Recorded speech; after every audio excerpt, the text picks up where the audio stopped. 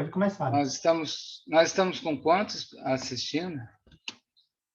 O pessoal está chegando já, né? Gostaria aqui de apresentar o professor 34. Percy. Vamos lá. Então, é com grande satisfação que a gente recebe aqui no nosso curso, né? Que vai ser um dos coordenadores também da nossa futura residência em Ciência, Tecnologia e Sociedade, né? Residência multiprofissional. A ideia é que a gente, a partir de agosto, já comece a entrar, né, com a burocracia, com a papelada, para a gente conseguir aí, implementar a residência, né, até o final do ano. E esse curso é sobre fundamentos, né, em Ciência, Tecnologia e Sociedade, Habitat, Agroecologia, Economia Solidária e Saúde e Saneamento, né? E a gente tem esse propósito de ser um curso mais transdisciplinar, né, também de ter contribuições das pessoas, né, de fora da universidade, com seus conhecimentos, né, seus saberes.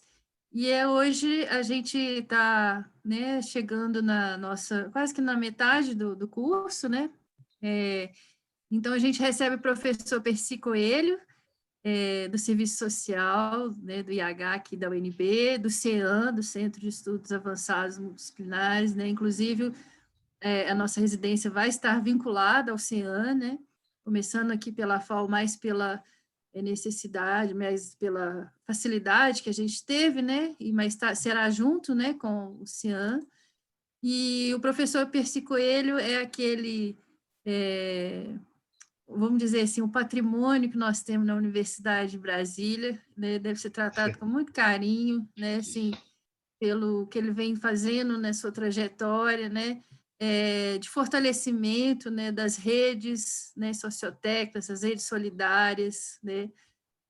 Então, ele tem um vasto currículo, assim, né, de experiência, e ele vai poder passar isso para a gente, né? Assim, então, que vocês possam usufruir bastante desse saber desse professor. Então, ele vai falar um pouco, né, fazendo essas conexões territoriais, que ele faz muito bem, né, no Distrito Federal, né, as redes de solidariedade e as lutas, né, as lutas urbanas que ele vem enfrentando nesses últimos anos, né, assim, então, com grande alegria, Percy, que a gente tem você aqui também como futuro, né, coordenador de módulo aí, né, dessa temática.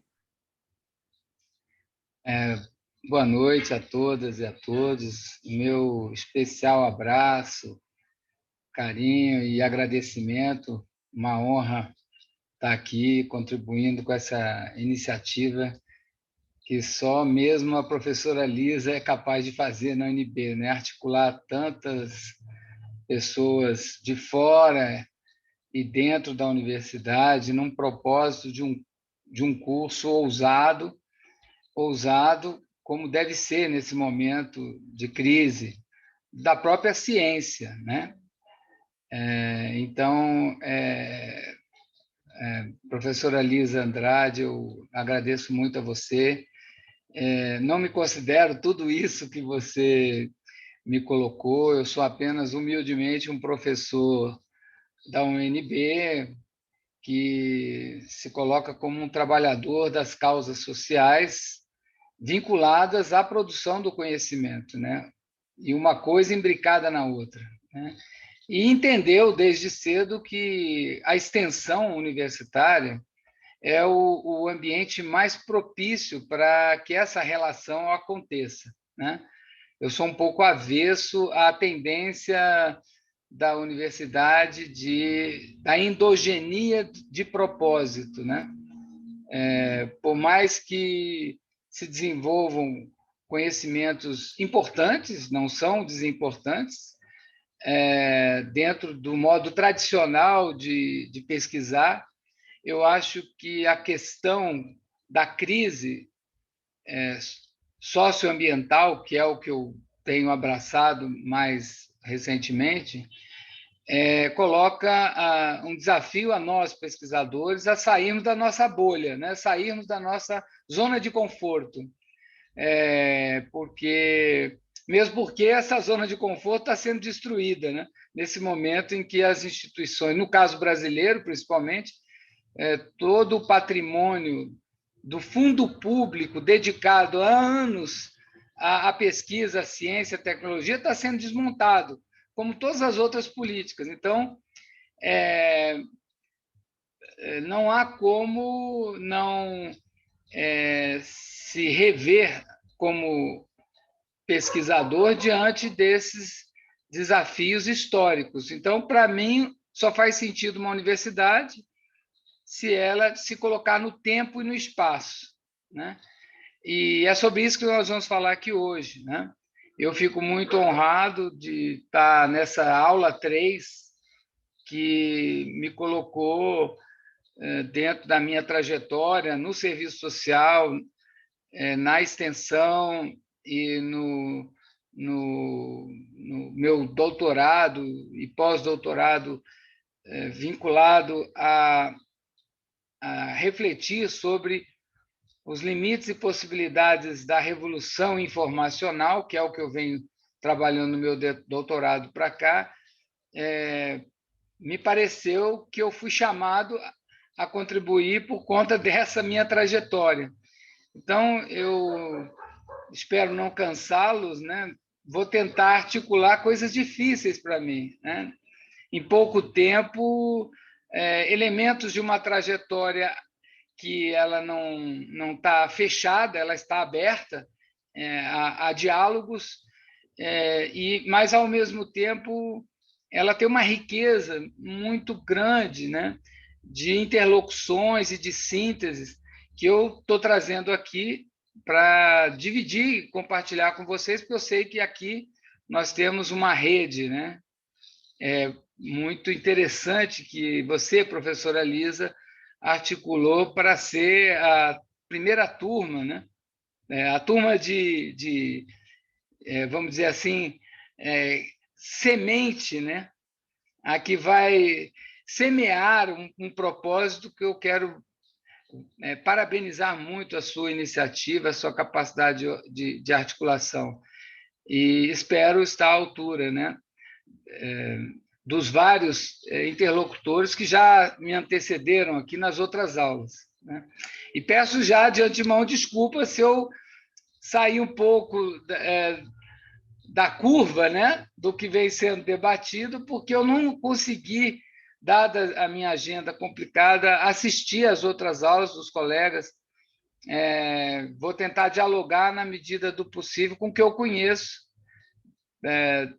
e do que eu acompanhei, do seu trabalho em especial, que eu conheço mais, mas, sem dúvida, o Dagnino, o professor Dagnino, que é bem conhecido, e eu acho que, enfim, eu acho que vai dar samba. Eu acho que vai dar samba. Olha, aqui todo Espera. mundo é fora da curva, então não se preocupe que aqui todo mundo é fora da curva. Vai dar muito samba. Tá legal. Então, eu não sei se eu compartilho tela, é possível ou não. Sim, Eu estou com sim. uma tela aqui, que é uma tela de apoio, ela não ficou redonda, tá? Eu não deu tempo, mas eu acho que é um roteiro básico para a gente dialogar. Legal. Eu espero falar não mais do que 40 minutos Tá e ótimo. peço que você me alerte aí quando eu chegar Tá. aos 30, faltando 10 para concluir, né? Eu Pode acho que ficar assim. mais de 40 minutos, um samba de uma nota só, ninguém aguenta, já que eu falei de samba.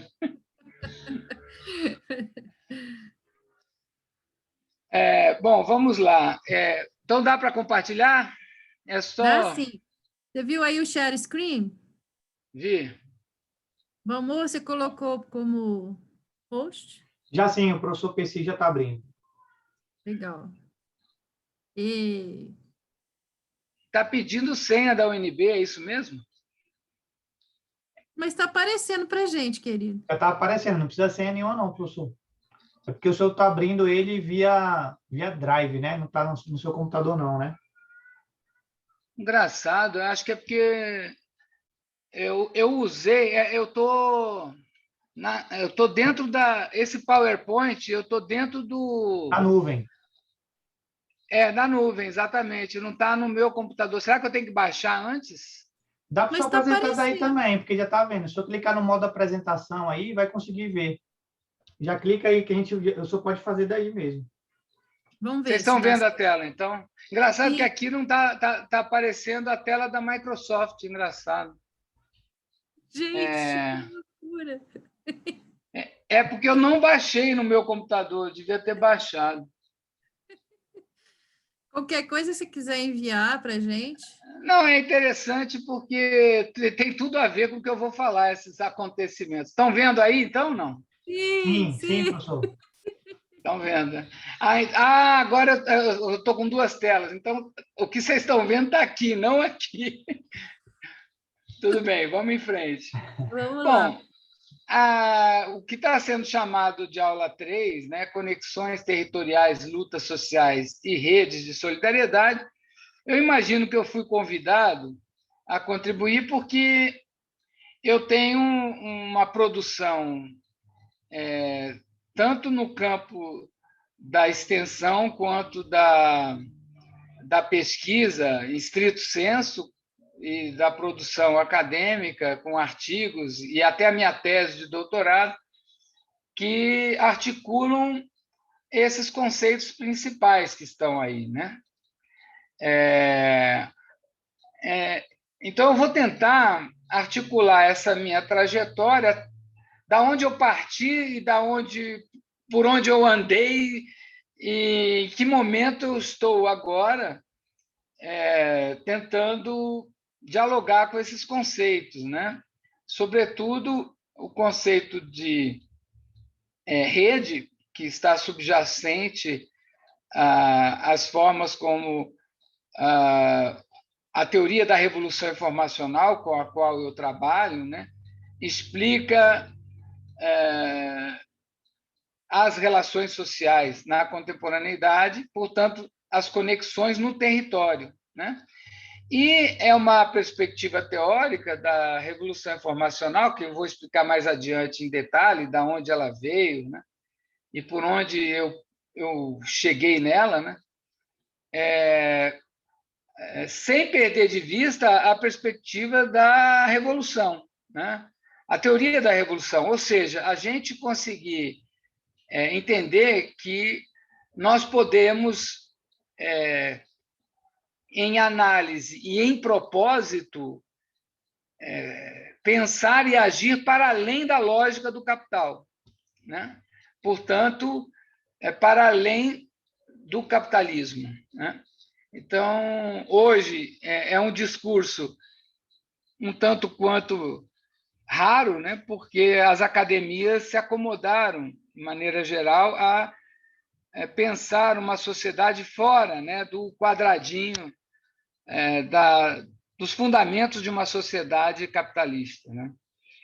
Então, o serviço social é o meu ponto de formação básica, né? Mas que a trajetória do serviço social brasileiro, né, me favoreceu muito a ter uma plataforma de empuxo para dar esse salto de, como diria Foucault, né,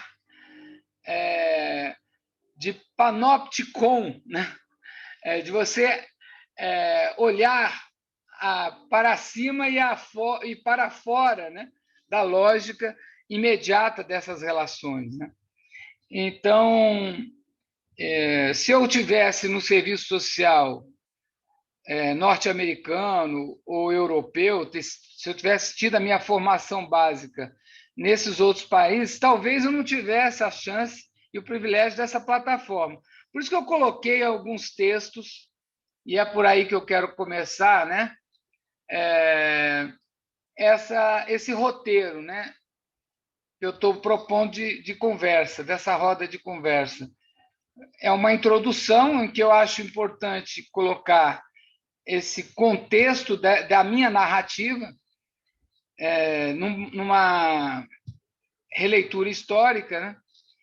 e tentar trabalhar 3 elementos que já estão escritos em artigos publicados, em eventos, até um evento internacional do serviço social, que aconteceu aqui no Brasil, a primeira vez que houve uma conferência mundial do serviço social, que em língua inglesa é social work, em língua espanhola é trabalho social, né? Aqui no Brasil é serviço social. Quem se forma em serviço social é assistente social, mas nos países latinos é trabalhadores sociais. E em língua inglesa são trabalhadores do social work, né? Então, se eu tivesse sido formado fora do Brasil, na conjuntura em que eu me formei, talvez eu não chegasse a ter essa oportunidade de uma formação no mestrado e no doutorado fortemente assentada na teoria social crítica de Marx, né? E dos marxistas. Porque o serviço social brasileiro ele fez uma ruptura com o seu passado conservador a partir de 1979, né? Quando o Brasil estava se recuperando, trazendo os seus exilados para a anistia, né, a lei da anistia e a retomada da democratização, que hoje, coincidentemente, estamos aqui no paradoxo, né, de ter que ouvir certas barbaridades, né, de alguns setores que legitimam o atual governo, que não é um governo, é um desgoverno, que ainda tem um saudosismo de ponta cabeça diante da verdade do que foi o golpe de 64, né? Então, os 21 anos em que penalizou o Brasil nas suas liberdades democráticas, nos seus direitos civis, sociais e políticos, produzindo uma leva de assassinatos e violações desses direitos. É curioso e dramático estarmos, no dia de hoje, aqui, tendo que marcar a posição de que a história verdadeira tem que ser contada, né? Não dá para fazer um fake news de fatos históricos reconhecidos mundialmente de que a América Latina ela foi, não só o Brasil, nos anos 70, ela foi acometida de um processo articulado dentro de uma conjuntura internacional de inviabilizar qualquer possibilidade de autonomia dos povos dentro de uma perspectiva de democracia popular, né? O caso mais exemplar foi o Allende, no Chile, né? Que, por sinal, faz parte da minha formação, um professor que foi por causa dele que eu voltei para Brasília, o professor Vicente de Paula Faleiros, um professor clássico do serviço social brasileiro, que ele foi caçado no Brasil, foi para o Chile, exilado, trabalhou na perspectiva crítica do serviço social no Chile, e por isso, com a queda do Allende e a ascensão do Pinochet, ele foi caçado e violado em todos os seus direitos, e até fisicamente, e que eu lia na minha graduação de forma clandestina, em espanhol. E, por causa dele, quando ele voltou para o Brasil, nos anos 80, eu voltei para Brasília, porque eu sou nascido em Brasília, mas minha formação foi fora, foi em Mato Grosso do Sul. E aí eu vim por causa do curso da UNB de Política Social, fazer a especialização. E por causa do Vicente Faleiros, né, que marcou muito a minha trajetória. Então, veja, o serviço social ele fez uma ruptura com Vicente Faleiros, a Marilda Yamamoto, que eu vou citar aí, o Zé Paulo Neto, o Carlos Nelson Coutinho, que, embora não seja assistente social, se colocava como um professor emérito do serviço social, de tanto que ele contribuiu para com o serviço social. Então, eu estou marcando essa posição importante aqui na introdução para dizer que o serviço social brasileiro não é o que dizem, né? No senso popular, muitas vezes, no senso comum, muitas vezes, que é uma profissão conservadora, né? Do ponto de vista da manutenção da condição de classe. Não, muito pelo contrário. Em 1979, houve uma virada de mesa, literal, no Congresso, orquestrado pelas primeiras damas, que queriam manter o serviço social submetido a aquele pensamento de benesses e de caridade, e o serviço social se colocou, não, contrário, de baixo para cima, virou a mesa e fez todo um movimento crítico, autocrítico, revisando toda a sua literatura e absorvendo, a partir dos anos 80, toda essa fundamentação com a qual eu fui filho dela, eu sou herdeiro dela, uma fundamentação baseada na teoria social crítica de Marx, né, da teoria do valor, trabalho, do método dialético como método adequado para entender as relações sociais na sua dinâmica concreta e também na perspectiva da revolução, né? Que o serviço social hoje ele tem uma postura, inclusive no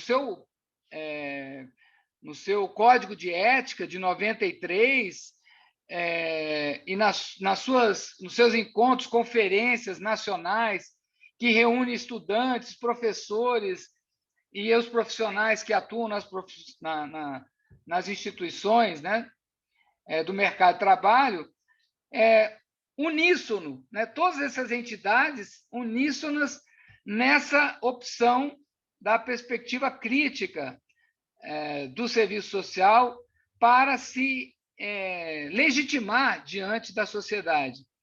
E essa perspectiva é que eu abracei e devo muito a ela, nesse sentido que eu vou trazer aqui, né? Então, nesse evento internacional, eu trouxe um momento da minha reflexão que era produto dessa trajetória que começa na graduação, assessorando sindicatos de trabalhadores, abrindo campo de estágio, na minha monografia sobre o que é serviço social dentro de sindicatos de trabalhadores. Depois, no meu mestrado, a especialização em mestrado, eu trabalhei a política social, entendida como não um conjunto de normas, né? Mas sim uma expressão, uma mediação entre o Estado e a sociedade, o Estado capitalista, que engendra, né, demandas nas diversas políticas sociais em que o serviço social se justifica como uma profissão inserida na divisão sociotécnica do trabalho. Então, eu procurei analisar o que vem acontecendo com o mundo do trabalho, né? E cheguei a essa síntese, que eu vou tentar não demorar muito e não cansar vocês. Eu encaminhei alguns textos aí para o pessoal do grupo para, de repente, subsidiar alguma dúvida que a gente possa desenvolver. Um texto que eu mandei desse livro, que se existe uma produção mais recente do serviço social brasileiro que congrega nas várias áreas de atuação do serviço social uma síntese bem feita, bem articulada, né, para a atualização dos profissionais, foi esse curso aí, aqui da UNB, em parceria com as entidades nacionais, né, do serviço social, como o Cefes-Cres, né, o nosso Conselho Federal, a ABEPS, que é a Associação Brasileira de Serviço Social, que congrega todas as escolas do Brasil inteiro de serviço social. Então, esse serviço social, direitos sociais e competências profissionais. Foi um curso para graduados, né? para a atualização desses profissionais.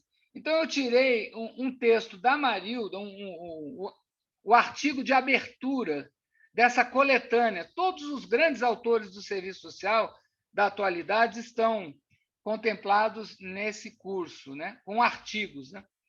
E eu acho que ele é um material muito útil, me pareceu, para quem que está aqui nos ouvindo quiser aprofundar mais sobre essa história que eu falei aqui de maneira muito rasa, né? E é o artigo da Marilda Yamamoto, né? Marilda Yamamoto, vocês estão vendo aí vários textos dela à esquerda, né? Os livros dela. Ela, se tem alguém que melhor traduz toda essa trajetória em produção acadêmica e virou uma autora obrigatória para qualquer estudante de graduação em serviço social, é Marilda Vilela Yamamoto. Porque esse segundo texto aí, da esquerda para a direita, Relações Sociais e Serviço Social no Brasil, já está acho que até na 100ª já edição. Ele é de 83. Então, ele se transformou num livro marco dessa reviravolta teórico-metodológica crítica do serviço social. E ela é interessante porque ela nunca parou de ter um enriquecimento dessa produção, uma grande obra de 30 anos de atualização do serviço social crítico, e a sua última produção de grande envergadura, vamos dizer assim, é esse livro Serviço Social em Tempo de Capital Fetiche, né? Então, ela atualiza de forma muito competente quais são os grandes desafios que se colocam hoje, não só para o serviço social, mas para todas as profissões que lidam com a questão social, né? Porque ela traz para a nossa reflexão do século XXI as contradições típicas do século XXI, que é algo muito importante para o que eu vou dizer adiante, né? Na minha argumentação de por onde eu andei e para onde eu vou, né? E onde eu me sinto atualmente, do ponto de vista do que a aula de hoje me pede, né? Me pede para falar de, né, conexões territoriais, lutas sociais e redes de solidariedade. Mas não dá para falar desses conceitos se eu não colocar essa moldura histórica, né? Para vocês entenderem que, quando eu me aproprio de um conceito de rede, eu me aproprio a partir desse lugar de fala, dessa trajetória, com esse cabedal da teoria social crítica marxista, né? E quando eu falo de conexões, quando eu falo de território, eu falo dentro dessa interpretação que tem um método, tem um fundamento e tem uma perspectiva revolucionária, né? Então, não dá para... Esse foi um primeiro ponto de partida, a trajetória. Para vocês entenderem, eu sou uma expressão de uma geração do serviço social crítico. Ponto. Qual é o outro elemento introdutório? O outro elemento introdutório é a desigualdade, né? Não dá para a gente falar de nada hoje que tenha algum sentido humanista de qualquer área do conhecimento, se não partir do pressuposto de que nós vivemos numa radicalização da desigualdade social, né? Qualquer narrativa que fuja desse fato histórico, para mim, de saída, já perdeu o lugar de fala, de sentido contributivo para o enfrentamento da questão social, né? Então, a questão social, aí, como diz Marilda, nesse último livro, ela, nesse momento do século XXI, ela concentra de forma mais radical do que nunca o paradoxo de você ter um planeta que produz valor de uma maneira acelerada e num volume que nunca dantes produziu, mas, ao mesmo tempo, é justamente esse tipo de sociedade global, não se fala mais de capitalismo de um país só, né? É o capitalismo mundial. Todos estão conectados com base nesse modo de produção, todos os países, né? E quando ele se coloca conectados sob essa égide da lógica do capital, ele produz esse paradoxo que está aí nessa foto aí, tirada do belíssimo trabalho do Salgado, Sebastião Salgado, na coletânea de fotos dele nos anos 90, sobre êxodos, né? Então, eu peguei a foto aí, ele tirou foto do mundo inteiro, mostrando a desigualdade social. Por incrível que pareça, alguém tem que tirar foto para ver se algumas pessoas acreditam que nós vivemos numa radicalidade da desigualdade social. Então, essa foto, eu não sei se está dando para ver, é uma situação em Bombaim, na Índia, em 1995, onde vocês estão vendo o pessoal passeando em cima, não é no asfalto, não é em cima de um passeio, porque a foto não está muito clara, né? Essas pessoas estão andando aí em cima, no meio de uma favela em Bombaim, né?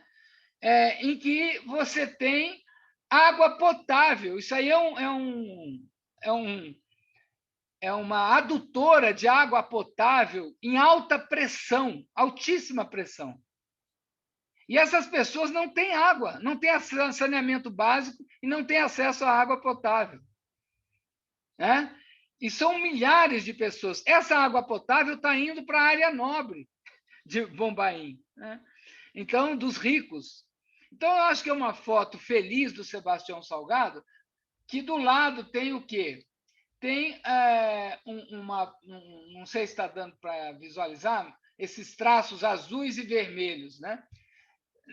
Na verdade, eu vou ler para vocês, porque eu sei que vocês não estão lendo. É uma planilha de colunas que tem a década de 80, a década de 90, a década de 2000 até 2010. Né? E o que são essas listras azuis, né, sendo ultrapassadas pelas listas vermelhas? São rankings, né? Ranking das cidades mais populosas do mundo, tá? Em 1980, depois o ranking 90, o ranking 2000 e 2010. Resumindo, o que quer dizer? Quer dizer o seguinte, isso foi a fonte, depois eu digo para vocês que acabou cortando aí, né? Foi extraído de uma fonte mundial aí de dados de população que foi divulgado, segundo a ONU, se eu não me engano. Então, você tinha as cidades, até 1980, você tinha, em primeiro lugar, Tóquio, segundo lugar, Nova York, né, em azul, né, Osaka, Paris, né, vai descendo, Londres. Aí, quando chega em 2010, quem que você tem no ranking? Você tem Laos, Dhaka, você tem Cairo, ou seja, em vermelho, é a ultrapassagem das cidades pobres, né? Superinfladas, superinchadas de população, ultrapassando as cidades tradicionais do momento industrial do desenvolvimento capitalista. Então, esse paradoxo, que é o paradoxo da desigualdade, ele se manifesta no território. Então, esse é o segundo ponto que eu queria deixar claro, porque a ideologia dominante, os meios de comunicação, até hoje, tendem a mostrar a cidade por uma foto falsa, por um fake news de foto da cidade. Quando mostram a fotografia das cidades, mostram as cidades, como diria Hermínia Maricato, mostram a cidade do cimento, do vidro, dos arranha-céus. Mas, na verdade, as cidades hoje no mundo, elas são pobres, elas não são ricas do ponto de vista da habitação, das condições de moradia da maioria da população mundial, né? Então, essa segunda provocação faz um pouco parte da minha história, né? De como é que eu cheguei aonde eu cheguei hoje. Foi trazendo essas reflexões sobre a desigualdade no território e como o serviço social se atualiza nas análises de discurso e na construção de uma atuação profissional via as políticas, sobretudo política urbana, em que o serviço social é hoje uma profissão relevante na atuação desde a Constituinte de 88, no marco regulatório, né, do Estatuto da Cidade, o Ministério das Cidades e toda a política urbana que incorporou a questão urbana, elementos da questão urbana, né? Então, essa imagem que está aí é o nosso livro. Quem quiser conhecer a síntese do nosso grupo de pesquisa, que há 20 anos vem trabalhando nessa perspectiva de entender o serviço social inserido na questão urbana, tem esse livro, Metamorfoses Sociais e Políticas Urbanas, organizado pela Maria Helena Rauta Ramos. Ele está esgotado, vocês não vão encontrar em livraria, mas na internet você pode encontrar, se eu não me engano, talvez ainda consiga comprar via internet, né? Porque fisicamente é difícil achar. Tem artigo meu aí, tem de todo o nosso grupo de pesquisa lá na UFRJ, que a gente organizou esse livro com a professora Maria Helena Rauta Ramos. E esse aí, outro, é a revista do nosso programa de política social, que tem um número dedicado à questão urbana, que tem um artigo meu, que está aí o título, né, Uma Crítica Francesa acerca do Espaço Urbano, que também coloquei à disposição. Então, nessas fontes, vocês vão encontrar um pouco do que eu já estou encaminhando para o final aí, né? Esse ponto de partida da desigualdade social, que muitos autores que eu tenho lido ultimamente reforçam o que a gente já vinha trabalhando. É o caso do Ladislau Dolbó, que dialoga com a Marilda do ponto de vista do processo de financiarização do capital e como esse processo de financiarização ele agrava a desigualdade social, nesse livro, A Era do Capital Improdutivo, né? Outro autor muito importante na atualidade é o Saad Filho. Inclusive, nós trouxemos ele para uma live aqui na UNB, trouxemos para o Quintas Urbanas em 2020, onde ele faz um diagnóstico, assim, um raio-x de por que é impossível haver qualquer expectativa de compatibilidade do neoliberalismo no mundo e, em particular, no Brasil, com qualquer possibilidade de democracia, né? Como ficou incompatível a relação entre esses dois fundamentos. Com base nessa leitura, né, com esse dado aí desse gráfico que mostra, né, exatamente que, a partir dos anos 70, você tem uma crise de compensação do valor do trabalho comparado à capacidade de produtividade que o capitalismo engendrou. Aí é que entra e eu paro aqui as minhas imagens, né? É que entra a minha tese, né? Que eu venho desenvolvendo, defendida em 2005, que é justamente a análise do que está acontecendo com as relações sociais a partir de uma nova condição sociotécnica, que ela não é tecnológica. E aí, dialogando com tecnológica no sentido reducionista da concepção da tecnologia. Isso dialoga com o Dagnino, né? E também com o Neder, quando ele faz a crítica radical à ideia de que tecnologia é coisa de ciência dura, né? Que as ciências sociais não participam, né, do debate infra e extra, né, tecnologia, né? Então, eu acho que, nesse sentido, existem pontes de diálogo entre o que eu venho trabalhando com base na literatura marxista francesa, da teoria da revolução informacional, com esse debate sobre as tecnologias sociais, que é a essência desse curso aqui, tão gentilmente organizado pela professora Lisa. Quais são, né, os elementos desse diálogo? Stop, eu estava procurando como é que eu fecho aqui. Achei o botãozinho aqui, né? Voltei, né? Então, como é que eu respondo à provocação dessa aula na sua questão original, né? Afinal de contas, como eu vejo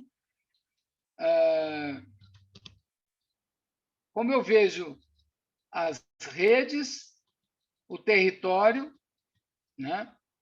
Agora eu fechei tudo aqui. Deixa eu abrir de novo, para eu não me perder aqui.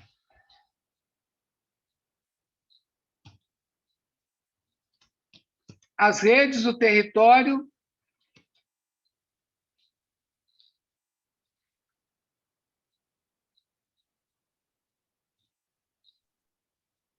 E as lutas. E as lutas, pronto. Como é que eu respondo a essa provocação do curso, trazendo essa trajetória, né? Que eu rapidamente, e peço desculpa pelo atropelo da forma como eu expus, né? Bom, eu vejo da seguinte forma. Primeiro elemento é que o elemento conceitual de redes, né? Dialogando com tudo que foi falado nesse curso até aqui, né? Existem 3 formas de usar o conceito redes, né?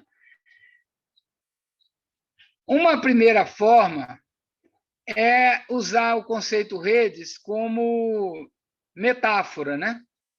Então, as pessoas olham para as relações sociais concretas e, nesse momento histórico em que a gente está aqui, por exemplo, trabalhando remotamente e só consegue abstrair as relações sociais entre nós se a gente admitir que existe uma rede de computadores aqui. E aí, como a gente não entende nada de computador, nada de tecnologia, acha que não entende nada, né? Porque acha que isso é coisa que não é das ciências humanas, acha que a gente não é capaz de entender a lógica que criou essa tecnologia, a gente acaba usando a metáfora de rede, como, por exemplo, a rede de pescadores. Aí você usa a metáfora dos nós de uma rede e tal para tentar explicar o que é essa tecnologia. Eu descarto essa forma metafórica de tentar entender o conceito de rede, né? A outra forma que eu descarto, que é muito usado nas ciências sociais, ciências humanas, para entender o que está acontecendo, quando se usa o conceito de rede, é rede como método, né? Então, antes de método, né? Como norma. Tá? Antes de método, tem norma. Então, a segunda é norma, a terceira é método. Essas 3 eu quero dizer que elas não me satisfazem, e não me satisfizeram desde que eu fiz o meu doutorado, né? Vou rapidamente... Quanto tempo eu tenho, hein, Lisa? Já são 19 horas. Acabei me enrolando. Não, mas fica tranquilo, Percy, tranquilo. Tá indo bem? Tá, eu só vou acelerar um pouco e falar só desses conceitos, porque senão eu vou fugir do tema, né? Então, a segunda tradição que eu não concordo com ela nas ciências sociais de lidar com o conceito de rede é como norma. Então, foi normatizado que as relações sociais precisam se dar de uma forma funcionalista e sistêmica, segundo a norma do sistema, né?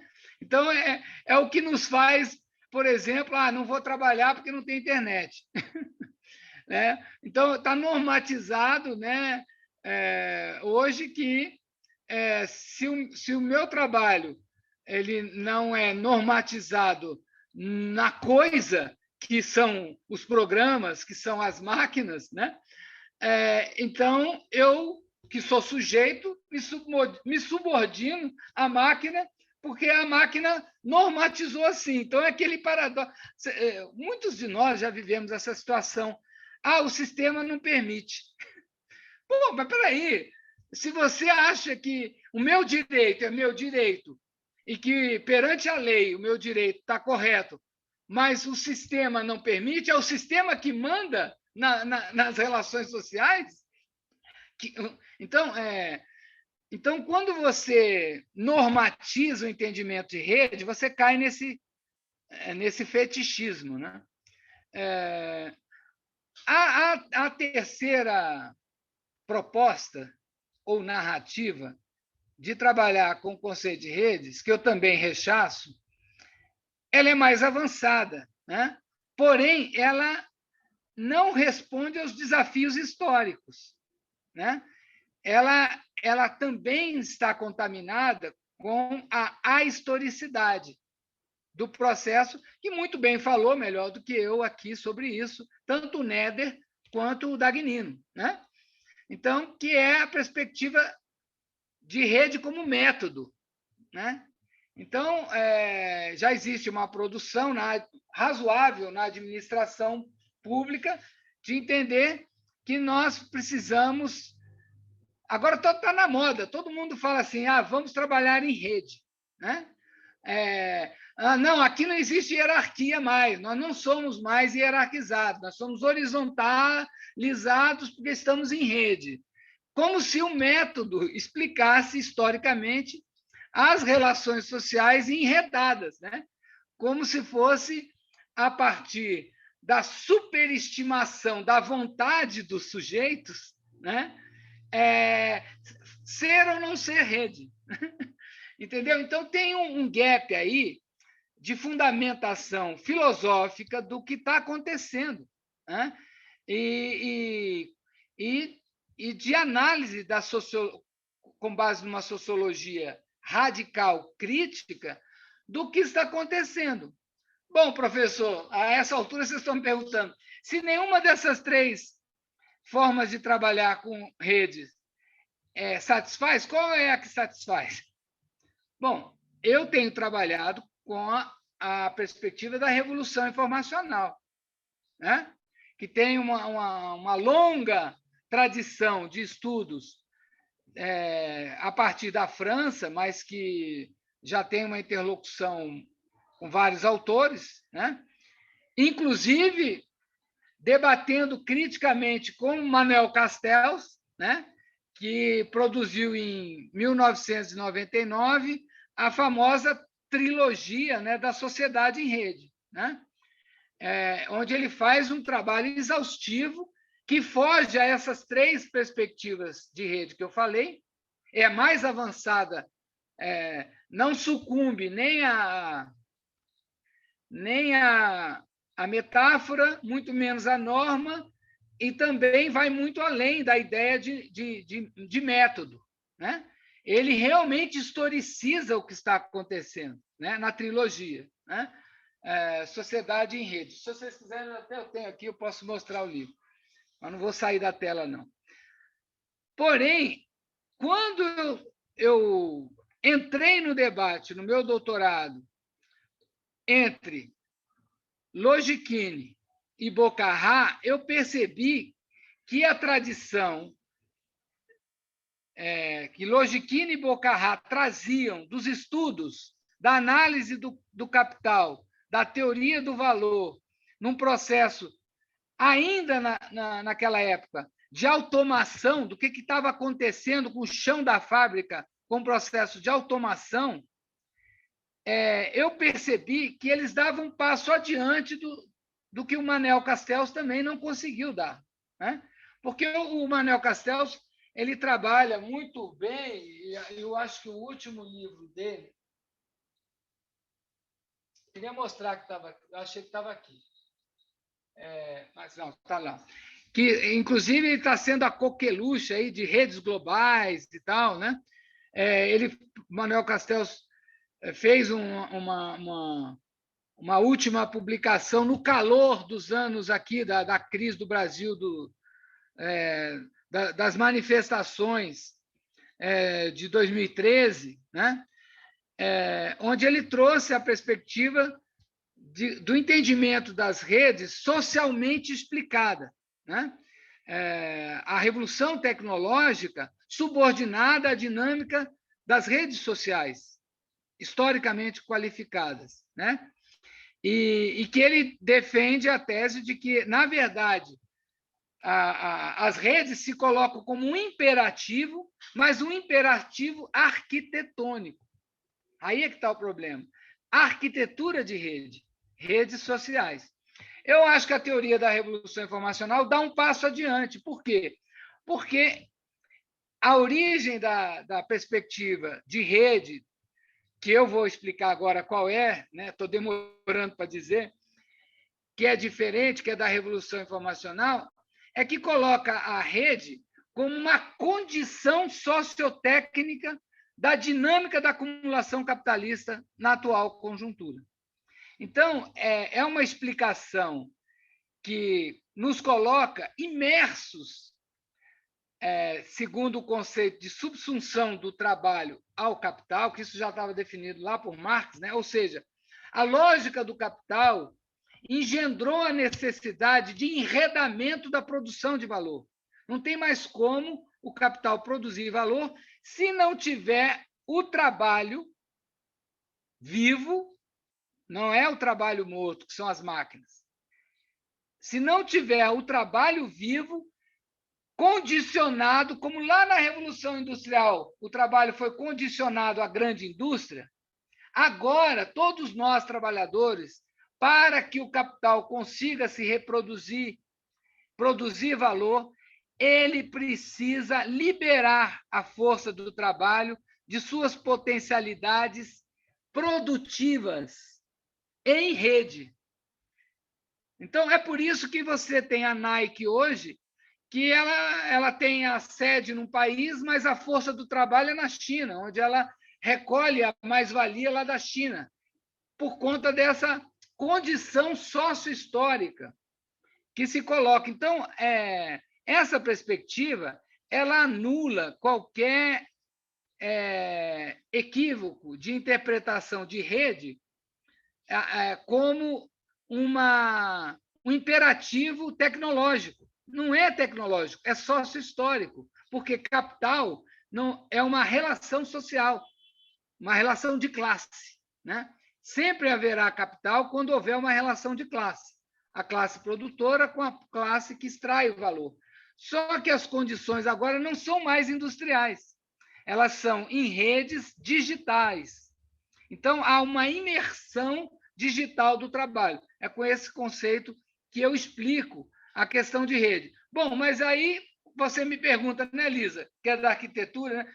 O que tem isso a ver com território? Bom, tem tudo a ver com a noção de território, porque o território, desde o Milton Santos, deixou de ser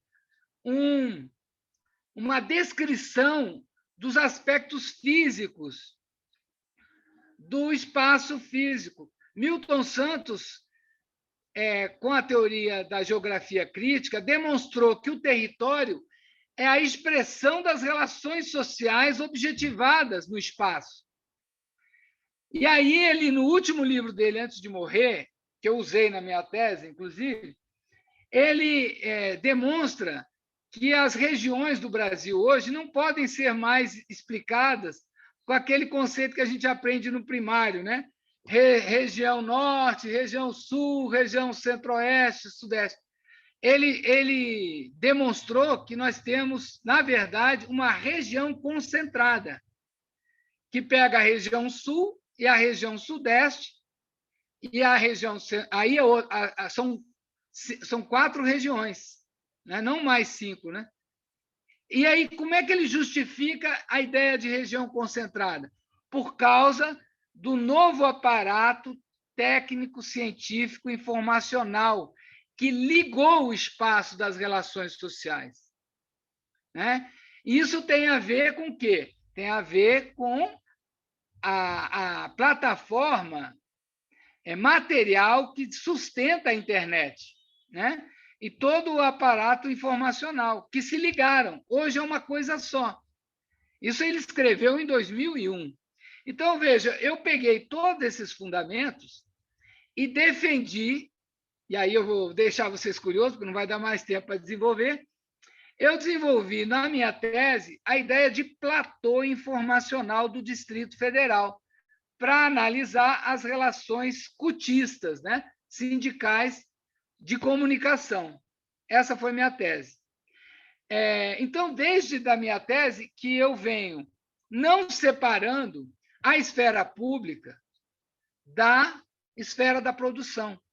Então, hoje, não tem mais essa separação. Então, a dinâmica da luta social, e aí eu vou chegar na luta, né? A luta, mais do que nunca hoje, ela se dá por via de redes, mas não porque são redes metafóricas, não porque são redes normativas, não porque são redes metodológicas. São redes por causa da condição histórica do capital.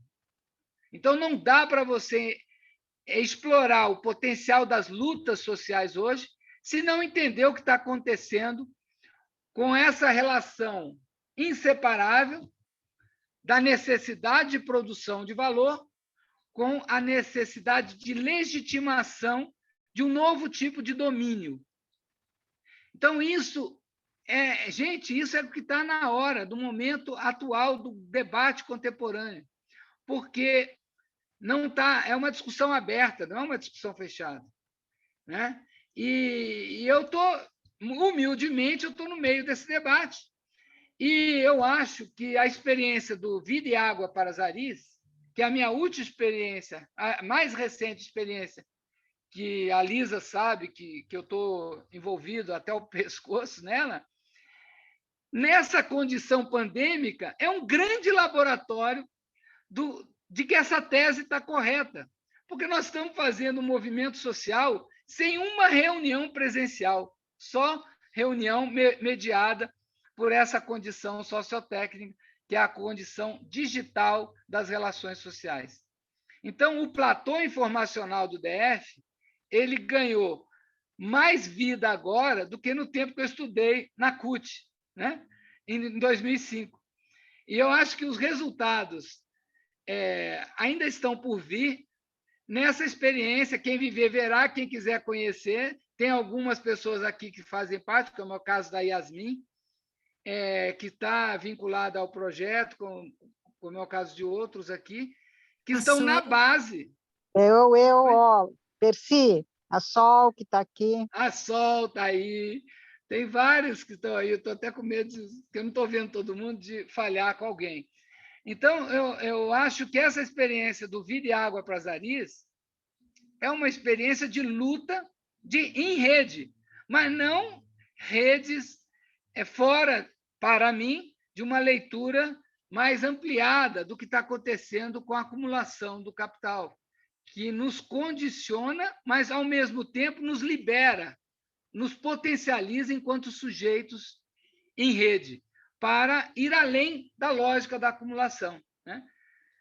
Eu estou apostando minhas fichas por aí, mas, como todo cientista, a gente faz como a Minerva, né? A coruja Minerva. A gente só fala ao cair da tarde, quando o fato se constituiu em realidade. Por enquanto, eu não posso falar mais nada conclusivo do que o projeto Videágua proporciona, porque ele vai terminar formalmente só em abril. Estamos comemorando o primeiro ano de 2 anos de vida que ele vai ter formal na UNB. Então, só em abril de 2022 é que a gente vai poder fazer o voo de coruja e avaliar o tanto que eu falei de bobagem aqui ou o tanto que eu falei de coisas que têm tudo a ver. Desculpa, gente, extrapolei e estou aberto aí ao diálogo. Claro que você não extrapolou, Percy. E você trouxe justamente o que a gente precisava, desses fundamentos, né? Essa origem, né? Assim, a gente ficar falando de redes, e você traz todo, né? Essa análise histórica. Então, assim, foi muito importante. Então, assim, a gente agradece muito, né? E eu vou abrir aqui para as perguntas um pouquinho antes de você sair. Você tem uns 15 minutinhos, Percy? Tenho. Depois eu tenho que correr lá, que meus alunos estão abandonados. A gente tem... desculpe me interromper, mas a gente tem que fazer aqui o que dá paixão para a gente, que é a coisa mais avançada do que a universidade pode oferecer, mas a gente tem que dar o arroz e o feijão, né? Que é a sala de aula.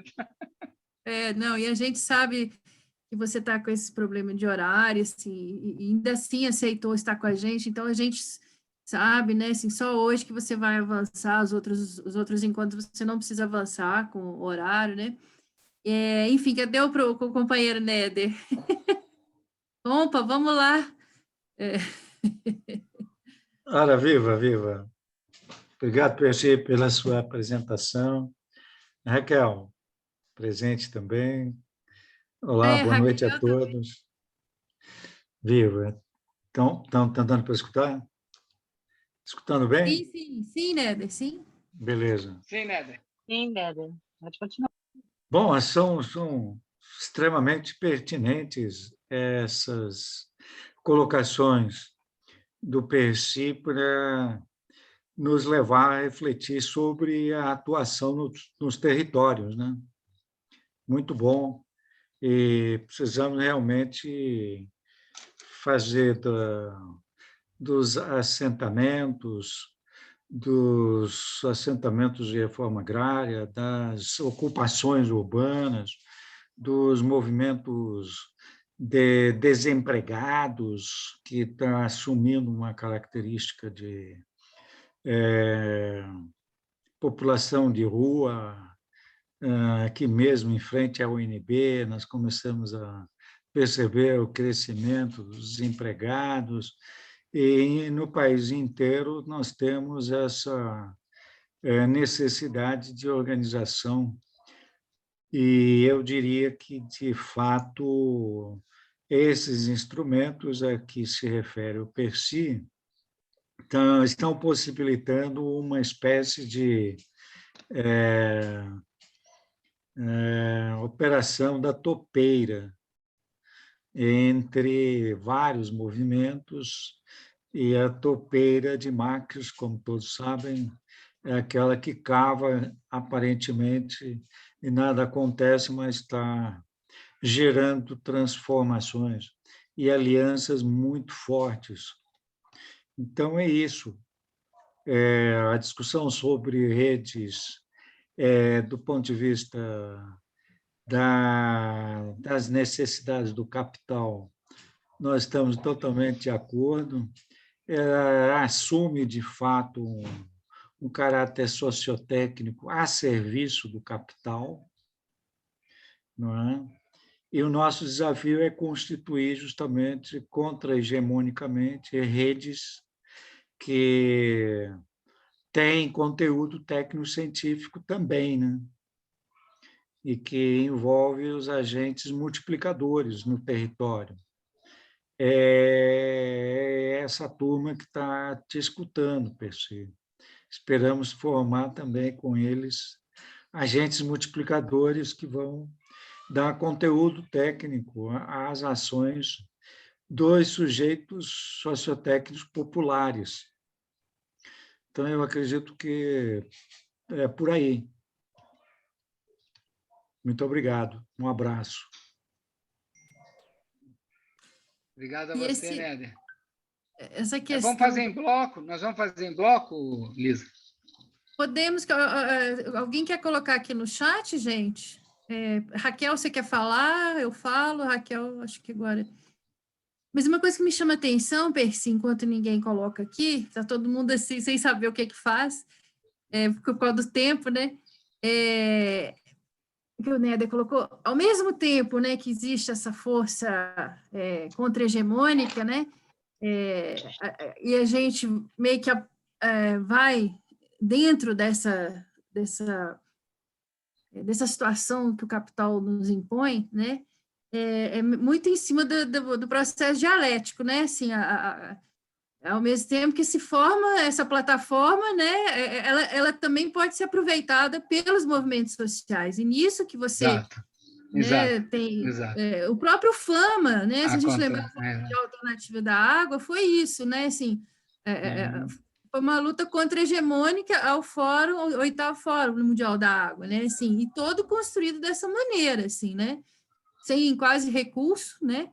E construiu aquela rede maravilhosa que foi o Fama, né? Assim, então, assim, só uma mensagem que eu gostaria, assim, para a gente, as experiências nos territórios, e a gente identifica essas redes de solidariedade que existem. Então, por exemplo, você potencializa isso. Então, como que a gente potencializa isso? Então, assim, como fazer essa integração, né, com vários atores, vários agentes, né, coisas que já existem, as lideranças estão ali, mas, né, por exemplo, o projeto Vida e Água nas Ariz, ele mostra isso, que há uma maneira de potencializar isso, né?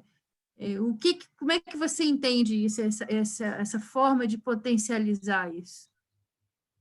E uma outra questão que eu gostaria de colocar é sobre a questão da vigilância.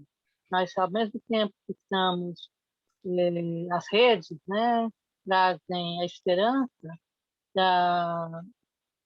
do compartilhamento, do conhecimento, a política cognitiva, mas, ao mesmo tempo, também traz o controle.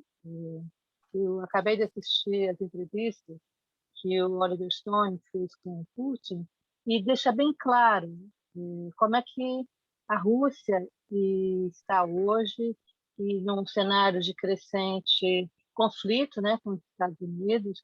Na época foi feito por 19, 16, agora está pior.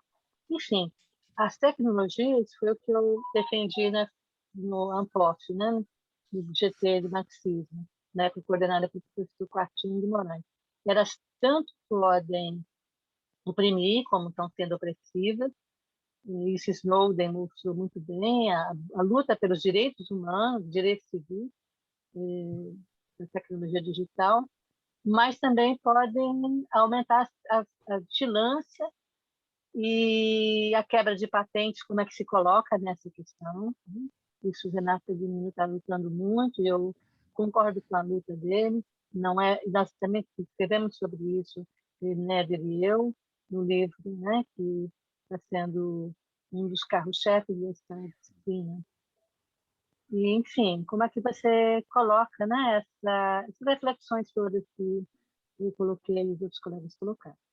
A contradição, o paradoxo. As tecnologias tanto podem libertar como oprimir, continuar oprimindo. Tem mais alguém? Tem a Sol. Sol, você pode fazer a pergunta que o Zoom, para mim, o chat ele está em movimento aqui, eu não consigo ler. Deu algum problema aqui no chat para mim. Sol, você está aí? Ou ela saiu? Aí Ela não, falou tô alguém? eu Por tô, favor, Sol. então, A minha pergunta é em relação um pouco a essa questão dialética de você utilizar os instrumentos das redes para operar nos territórios e construção desses novos territórios, mas, ao mesmo tempo, isso está sendo um instrumento de controle social, né? Eu coloquei ali, e nós sabemos que sim. Então, essa dinâmica, como a gente se apropria dessa condição de redes no sistema e, ao mesmo tempo, se supera. É um pouco o que a gente pensa aí no água e Aris e água, como a gente supera. É uma coisa um pouco complexa e eu não consigo ainda entender bem essa da parte teórica também e da parte prática, porque há vigilância, né? Há o controle. Tá bom, né? Ou tem mais? Eu vou me perder aqui. Não, tá bom, Percy. Depois, se alguém quiser, pode fazer por escrito e você responde. Eu vou começar pela última, pela Sol, porque quando ela pegou a palavra, eu falei, meu Deus, ela vai me pegar por um aspecto que eu não falei nada, né? Que é a dinâmica socioambiental, né? E ela é doutora nesse assunto e eu sou aprendiz dela, né? E acabou que ela foi até boazinha comigo e colocou a questão do controle, mas eu acho que a Sol ela é uma autoridade para algo que é novidade no marxismo. Temos que reconhecer, né? Que embora lá em Marx já tivesse a ideia do estranhamento, né? Quando o homem engendra um modo de produção capitalista, ele não engendra só mais um modo de produção na história das relações sociais. Ele cria um modo que vai alterar de forma definitiva todas as sociabilidades anteriores. Ele constrói destruindo tudo, não é só em relação à natureza.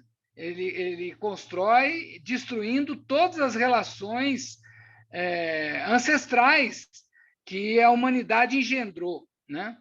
E quando ele chega nesse patamar que estamos hoje, que Marx não viu, evidentemente, então ele não tinha condições de ver o que a Sol está vendo de maneira muito bem, do ponto de vista que o capital ele chegou no ponto atual de só se realizar inviabilizando a sobrevivência da vida na Terra.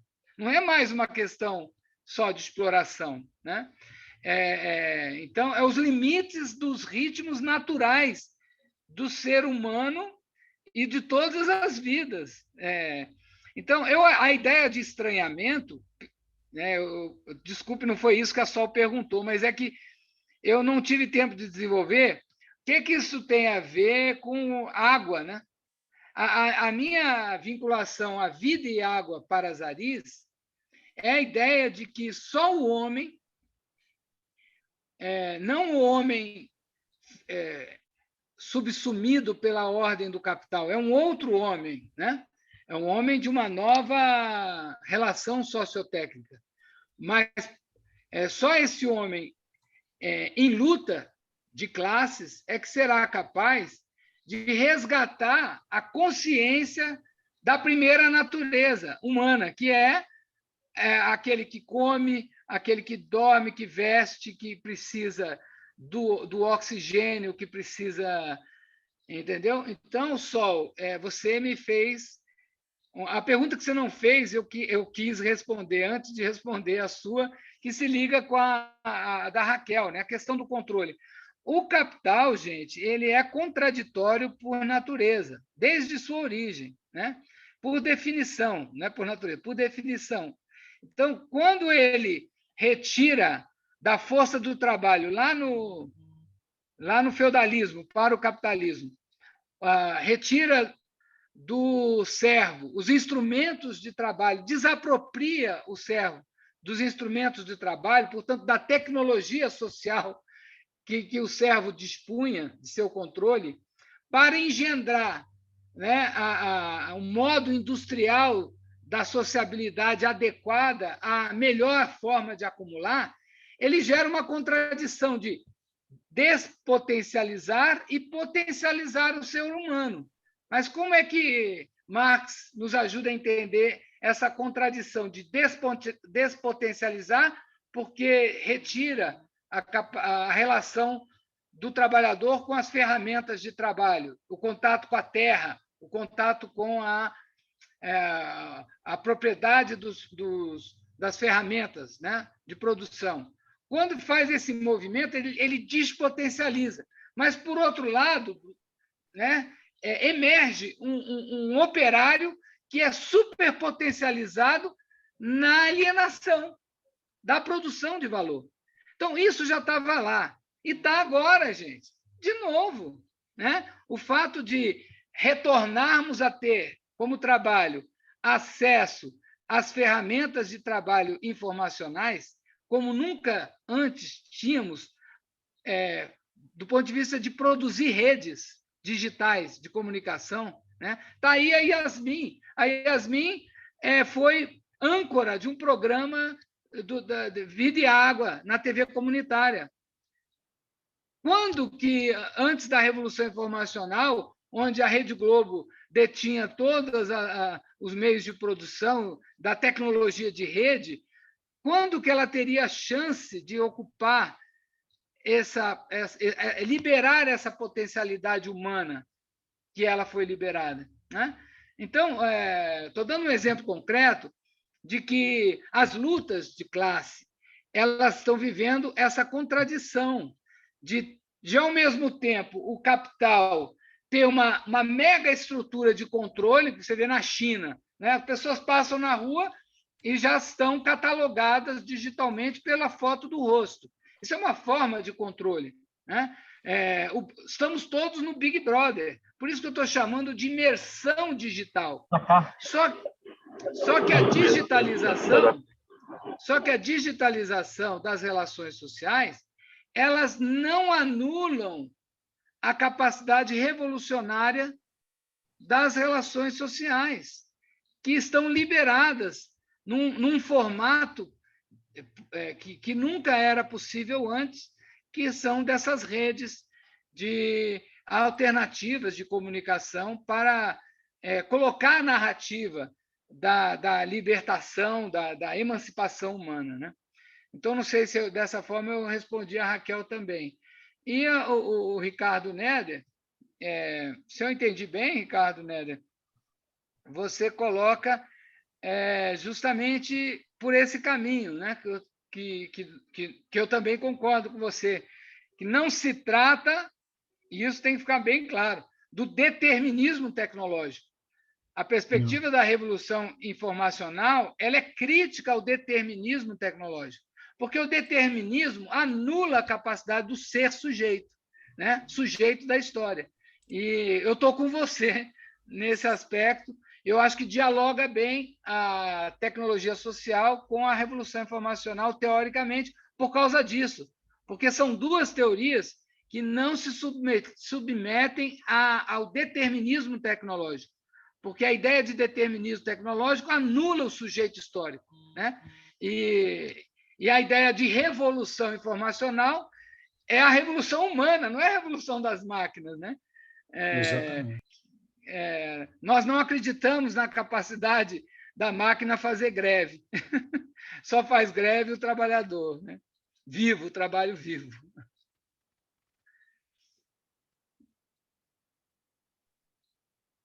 Bom, gente, eu não sei se atendi aí. Raquel, eu entendi a sua pergunta, Raquel?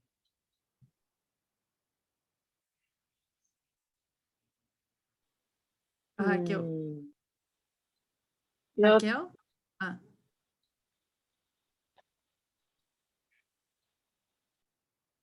Alô? Sim. Então, eu penso que sim, de uma certa forma, a tua perspectiva dialoga bem com a minha, né, e a do Neder, sobre a necessidade de uma emancipação humana, da revolução, e o meu eixo é no aspecto educacional, as pedagogias contra-hegemônicas. Nessa residência, com a curso de extensão como porta de entrada, eu estou trabalhando especificamente a pedagogia freiriana, mas, de um modo geral, eu estou fazendo uma articulação entre as várias pedagogias contra-hegemônicas, não só a do Freire, mas a do Erneval Saviani, a do Martí, José Martí, a do próprio Che Guevara, enfim, todos esses autores revolucionários, do Marx, né? O Marx foi o primeiro, inclusive, que viu a importância da educação, de estar a serviço da revolução, da emancipação humana, e tanto assim que ele propôs, né, uma educação politécnica, né?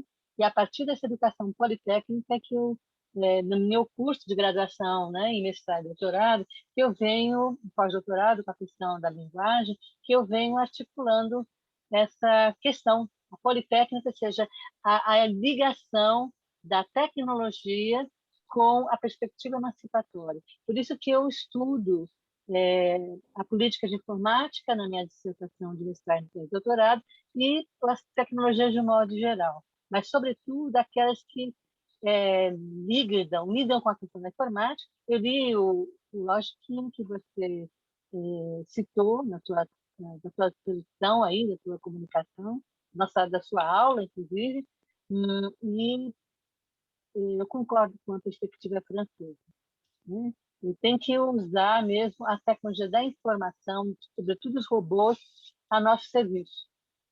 E, na época, né, eram robôs.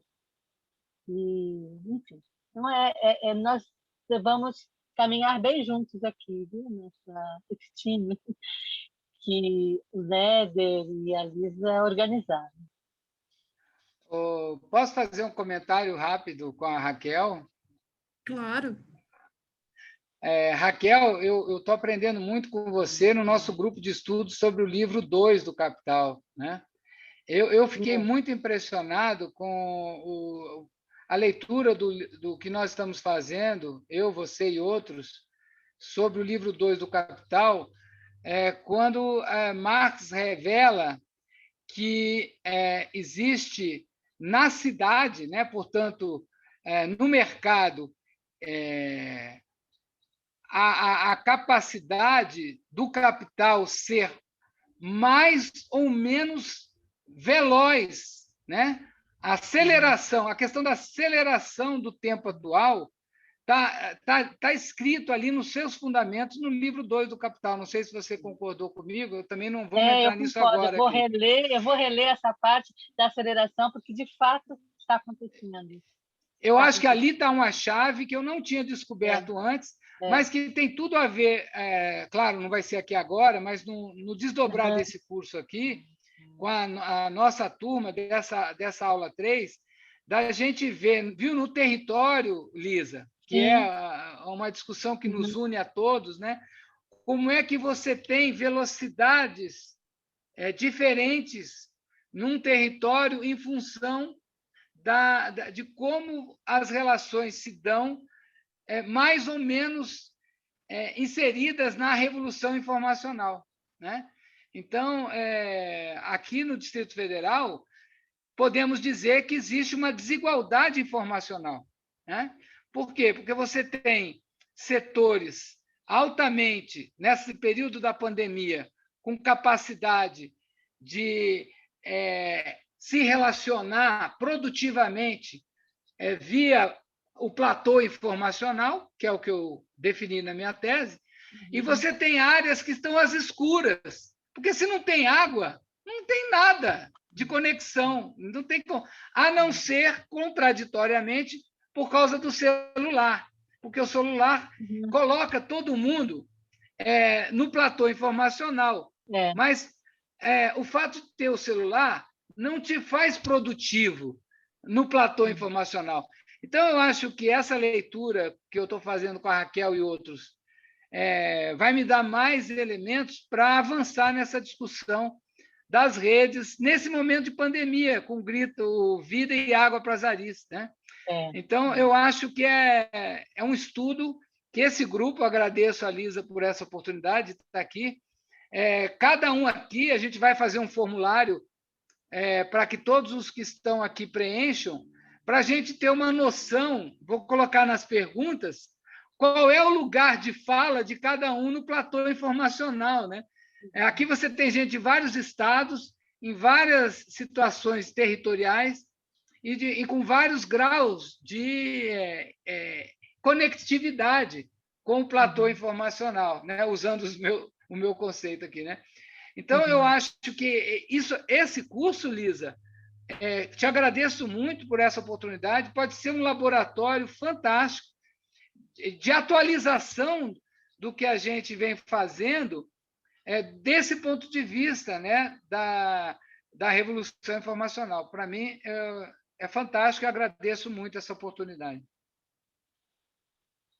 Mas só complementando, Percy, que eu e Néder, a gente vem trabalhando, por exemplo, o caso de Santa Luzia, que não tem acesso à água, mas as redes de solidariedade que existem no território são muito fortes pela sobrevivência, a luta pela sobrevivência, né? E o Néder fala muito isso, a questão do trabalho vem em primeiro lugar. Então, eles se unem, né, para gerar algum tipo de economia. Então, por exemplo, ninguém me falou, eu vi como que eles sobrevivem ali fazendo a rede de saneamento, eles fazendo, pela ausência do Estado. Mas Lisa, me permite dialogar com você. O meu conceito de rede, ele não se satisfaz com a ideia de relacionamento primário de relações sociais. Ele tem que, ao mesmo tempo, contemplar a dinâmica na esfera pública. O que é a esfera pública? É como essas redes ocupam espaço na visibilidade do poder constituído. Entendeu? Então, quando nós fizemos a live, né, do abaixo-assinado para entregar para os 3 poderes, nós fizemos uma rede que não era uma rede tradicional de relacionamento, era uma rede ocupando a dinâmica da pauta da esfera pública, saindo da sombra, né, tirando as Aris da sombra. Então, a rede, do meu ponto de vista, ela tem que contemplar esse lado, mas esse lado não é suficiente. Tem um outro lado que eu não estou vendo em lugar nenhum isso acontecer. Qual é o outro lado? É o lado material da disputa do valor, da mais-valia na dimensão das redes. Enquanto a Microsoft pega um cano, vou usar a expressão cano só para me ajudar nesse momento, um cano de extração de mais-valia na nuvem dessa polegada, né? Os celulares das pessoas mais pobres não conseguem nem um canudinho de acesso a esse valor acumulado, que está na rede, está circulando na rede. Eu acho que a estratégia, não sei se foi o Néder ou se foi, acho que foi o Dalbor que colocou, a estratégia dos bancos populares, né? Essa estratégia acessa o valor que está concentrado nas redes, tá certo? Porque você está disputando a circulação do dinheiro, na forma de dinheiro, né? Digitalizado. Quando você coloca a economia solidária. Resumindo, eu acho que a economia solidária em rede dá conta desse outro lado, que eu não estou vendo em lugar nenhum como, simultaneamente, as redes de lutas populares estão conseguindo fazer as duas coisas, ocupar espaço de visibilidade na esfera pública e, ao mesmo tempo, disputar o valor condensado nas redes, né? Então, isso é muito difícil, é um grande desafio, mas eu acho que o caminho desse curso de chamar atenção para a economia solidária pode dar samba nesse sentido. Não é à toa que, nas gestões anteriores, sobretudo dos governos, né, do PT, o Renato Agnino ele influenciou o Banco do Brasil aderiu, né, à questão da tecnologia social. Então, de certa forma, a gente tem que envolver mesmo os bancos porque, e sobretudo, esses bancos de cooperativa.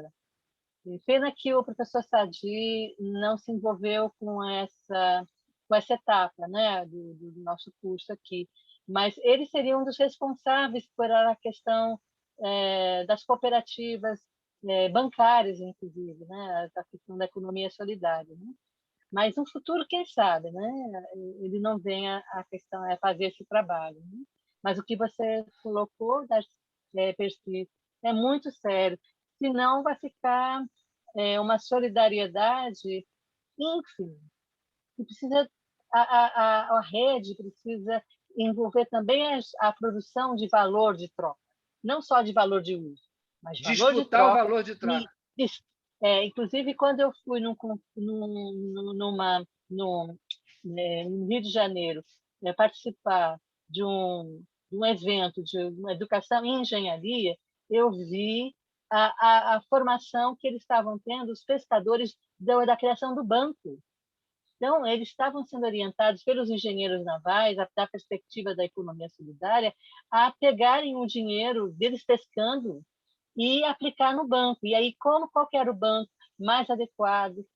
Tinha que ser uma cooperativa. Enfim, então, todo um trabalho de conscientização nesse sentido. Então, para mim, a concreta é dinheiro, valor de troca, para todos, não para... Uhum. Eu sei que está em cima da hora, mas eu gostaria de, aqui nesse grupo, trazer, não hoje, mas um outro momento, nessa questão que o Percy coloca da economia solidária em rede, mas um pouco mais complexo a questão da financiarização versus vis-à-vis a grande oligopolização e centralização dos meios de troca, né? E que papel jogaria na economia a renda básica, uma renda básica universal, neste momento que o capital está desta forma, nesse nível tão agudo de desigualdade, em que você tem, então, essa radicalização da desigualdade, se a gente pudesse trazer a discussão dessa renda básica como direito básico, elementar à sobrevivência humana, né? Então, eu gostaria um pouco de discutir isso, que eu não sei se a gente... porque a gente já tem a lei brasileira da renda básica, mas ninguém está discutindo, né, isso. Ninguém está colocando em profundidade. Isso relacionado às redes. Posso falar rapidinho? Eu sei que já estouramos o tempo, Lisa, mas a Sol me provocou, eu queria dar um minutinho rápido, pode?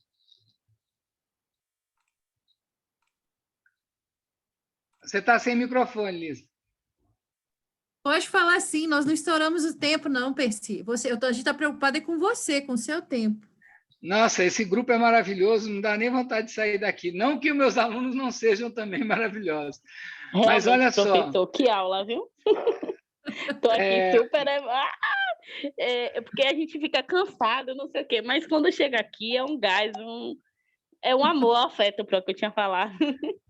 Obrigado, Camila, eu também estou me empolgado. Mas a Sol falou um negócio importantíssimo.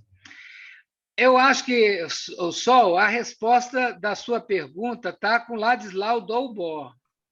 Ladislau Dolbor mostra que não há saída para a sociedade mundial hoje se não apostar na circulação do capital no microcosmo local, e o caminho é a renda básica, né, que você chamou. Mas só que eu acho que isso é parte da solução, não é a solução. Por quê?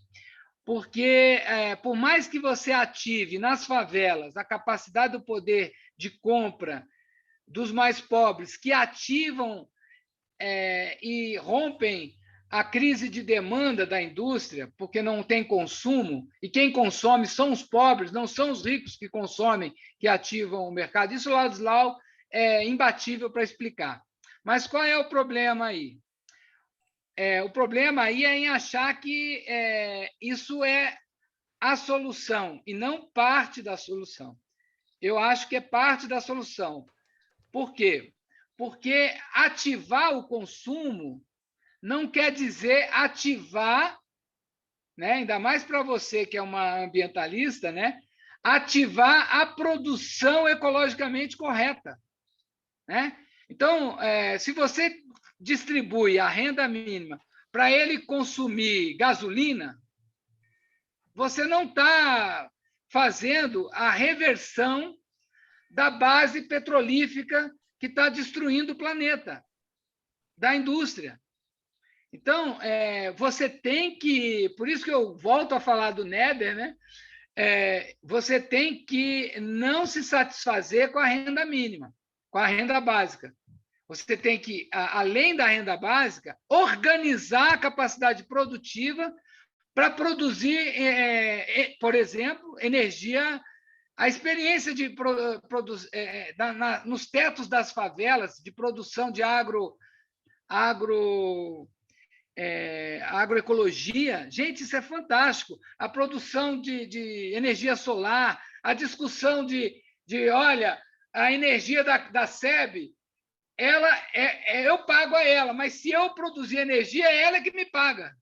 Entendeu? Então, a gente não pode isolar a distribuição da renda para a base da sociedade com a renda básica para ativar a demanda, sair da crise de demanda industrial, sem, ao mesmo tempo, colocar novas referências de produção de valor solidária e disputar o dinheiro, disputar a mais-valia que está no platô, né? Por que uma cooperativa só tem direito a 20 mil reais, enquanto que um agronegócio que usa pivô central, que destrói as nascentes, tem direito a 100 mil reais de empréstimo e nunca vai pagar, nunca paga o empréstimo. Entendeu? É nesse nível de disputa que a economia solidária coloca, que dá um passo além da questão da renda básica. Desculpe, mais uma vez, falei demais. Néder, você está... Microfone, Néder. Microfone. Permite um adendo? Sim. De fato, essa necessidade da atuação no território, diante da imensa crise em que nós vivemos, ela exige posições táticas muito claras, e nós não podemos colocar para eles, os sujeitos sociotécnicos locais, uma teoria a Van Lallettre. Nós temos que construir com eles, pelas dificuldades deles, e de entendimento, inclusive contraditório, sobre esse caráter da sustentabilidade da produção econômica, como algo que eles podem não entender, podem até agir com um certo economicismo.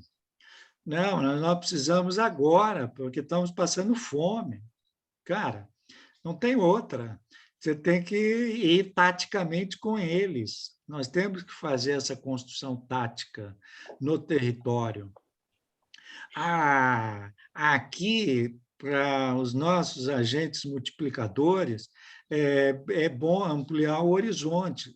Excelente. E a discussão sobre a renda mínima e a convergência com a economia solidária é o que você coloca, e as nossas aspirações de vários grupos coletivos e pensamentos.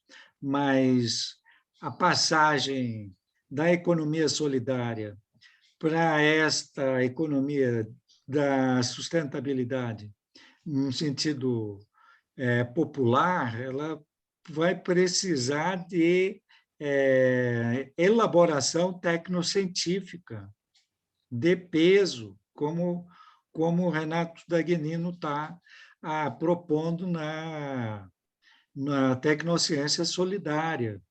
Essa passagem aí, ela é de fato crucial. Concordo. Alcijara está aí? Alcijara? Não sei se ela está presente hoje aqui. Não, é porque a Alcijara me levou, viu, Néder? Me levou para o interior lá da Bahia para conversar com uma tribo do São Francisco, de índios, que produzem economia solidária, produzem agroecologia, e eles estão lutando, querem que a UNB participe com eles na produção de energia limpa, porque a energia que ofereciam lá, a energia elétrica, foi cortado, foi tirado da população como estratégia de constrangimento da reserva para eles saírem de lá numa conta impagável, né? Então, veja, a gente às vezes se surpreende com a capacidade de entendimento dos povos tradicionais no uso das novas tecnologias, né? Muitos deles estão muito preparados, né? Então, para dialogar com você de que na dinâmica do concreto, né, que é síntese de múltiplas determinações, né, que você vai encontrar o melhor projeto tático e histórico, né, para a luta de classes naquele território. Então, parece que parece que a Camila quer falar, né? Gente, eu vou ficar mais... Professor, eu queria falar uma 5 coisa rapidinho, se puder. Que hoje eu vi uma frase, né, essas frases de internet, que me tocou muito, que falou assim, que tem mais ou menos isso que o professor falou, né? Que tem a questão que é urgente, que a fome está matando muito, muito, muito, que é o sujeito que está morrendo afogado. Isso não é a hora de ensiná-lo a nadar, né? E na minha área de trabalho, gente, vocês não têm noção, não, é muita gente passando fome. E junto com o Covid, essas potências, mas que essas reflexões são importantíssimas e minha cabeça está aqui a mil, super pensando várias coisas, vários contextos. Poxa, muito obrigada pela aula de hoje, viu? Isso eu estava falando com a Prolisa, que a gente fica triste, desanimada, muitas mortes, o genocídio, a violência, mas que quando a gente chega nesses espaços é um gás, um alimento, né, de que você não está só, calma, respira, e que a gente consegue, né? Apesar deles, amanhã há de ser outro dia. Acho que cortou. Obrigada, Camila. Camila é agente comunitária da saúde, o PECI, lá da Bahia. Isso, Pro.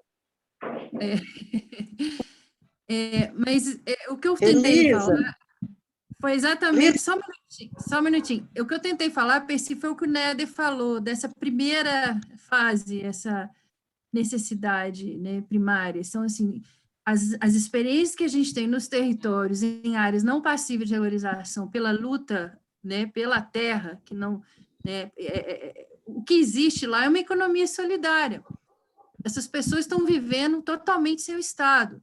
Então, assim, eles conseguem fazer o saneamento por eles próprios. Então, assim, existe uma circulação de dinheiro ali que mantém a vida. Então, isso é um primeiro nível. Aí, depois, sim, nós teremos um outro nível. Mas essas táticas a gente consegue mapear nos trabalhos que a gente desenvolve, né? Então, isso que a gente precisa depois, como é que se diz?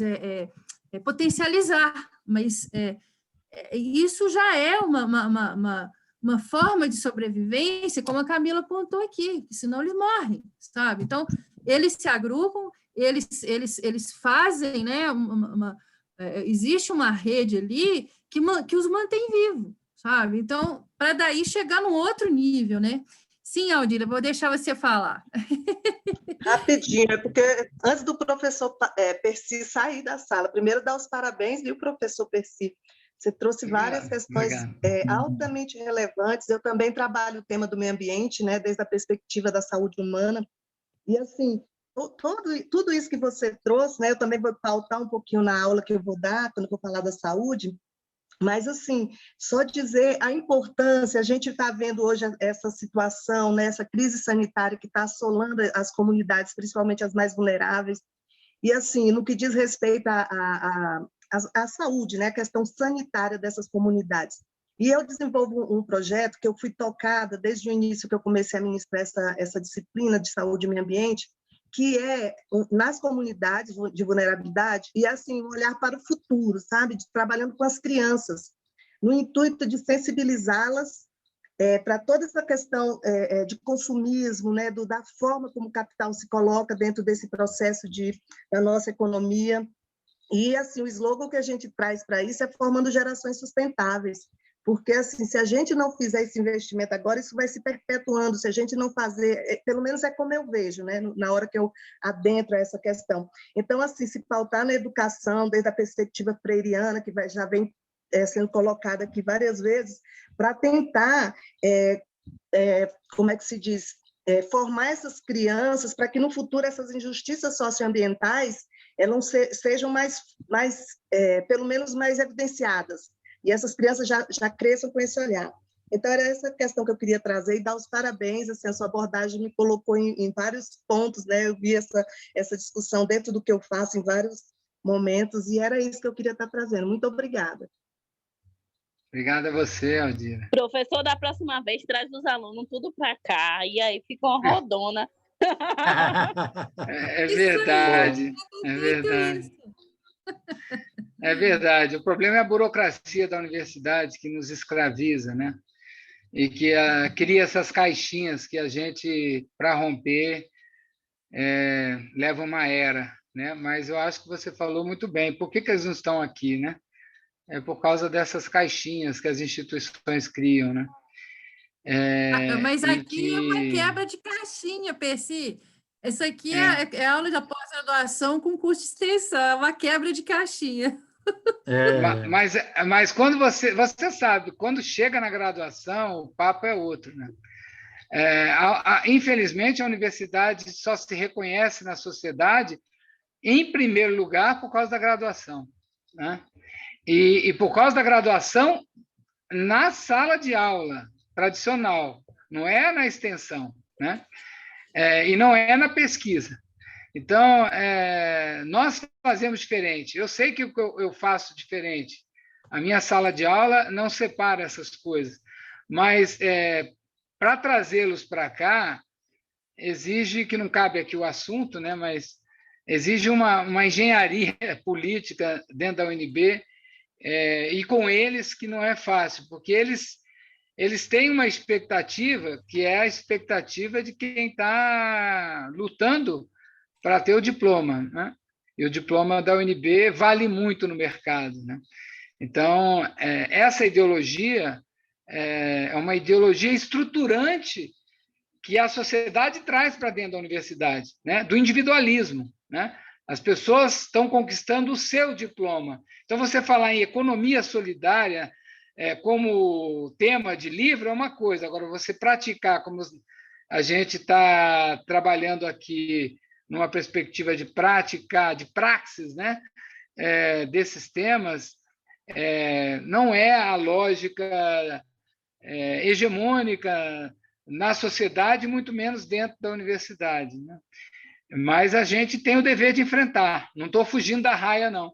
Mas eu só estou colocando que o tamanho da encrenca que cada bandeira de luta ela tem que lidar, né? E eu não sou de fugir das encrencas, não. A Lisa me conhece. Mas é tudo um processo. Eu queria finalizar a minha fala agradecendo mais uma vez. Infelizmente, eu vou ter que sair, mas eu acho que nós acendemos uma chama aqui, eu acho que conseguimos, né, dar conta do recado, penso eu, da provocação da aula, e vamos trabalhar, né, em processo o que esse diálogo multifacetado, né, e rico pode favorecer ainda mais a construção desse curso que a Lisa tá, de uma forma magistral, orquestrando, né? Então, o Néder também, ó, é porque, na verdade, a gente colocou na FAO no primeiro lugar, mas o compa Néder aqui é o nosso maestro. o Néder também. Eu estou só Desculpe aí, tentando viu, Néder? agilizar as coisas. Eu falo mais da Lisa porque, você sabe, a gente está aqui coladinho, né? Serviço Social, Faculdade de Arquitetura e Urbanismo, nós estamos juntos lá nas Aris, então fica mais fácil para eu falar. Ele vai aterrissar lá no CEAM.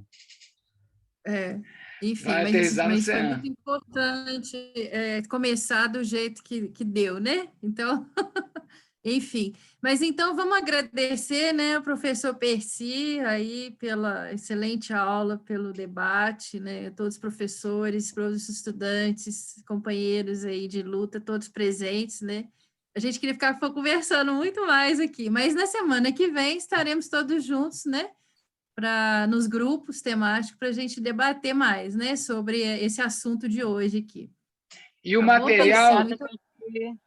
Muito obrigada, Percy. Eu conto Obrigado, com Raquel. você tanto agora quanto futuramente no engajamento no CEAM, que você tem um núcleo lá e venha se somar a gente no NPSP, né? O Núcleo de Política e Ciência e Tecnologia. Com certeza, eu sou coordenador de extensão lá do CEAM e me enriquece muito dialogar com cada núcleo, né? E o seu núcleo é um dos núcleos expoentes aí da reflexão crítica, Raquel. Sim, obrigada. Com certeza. Néder e eu, e agora a Lígia, nós estamos... E parabéns aí por essa ousadia. Obrigado. Tá certo, então. Agradecer o material... Valmor, muito obrigada. Só um recadinho, que o material que eu disponibilizei aqui está já no grupo Teams, tá? Eu vou colocar no grupo Teams, já está no grupo do WhatsApp. Mas eu disponibilizei para todo mundo. Eu fico antenado o tempo todo. Fica tranquilo que todo mundo já está com esse material seu aí. Que bom. Eu tô participando hoje da aula, fazendo um experimento do telefone e tablet, e funcionou, está funcionando. É difícil de acertar o som, mas está funcionando. Que bom. É pequeno, né? É mais fácil, mais rápido, prático. Gente, obrigado. Obrigado, Néder. Tamo junto. Um abraço a todos. Um abraço a todos. Um abraço. Obrigada. Obrigada, abraço, colegas. gente. Excelente noite a todos e a todas. Para você também. Para você também. Tchau, gente. Tchau, boa noite a todos. Obrigada. Beijo.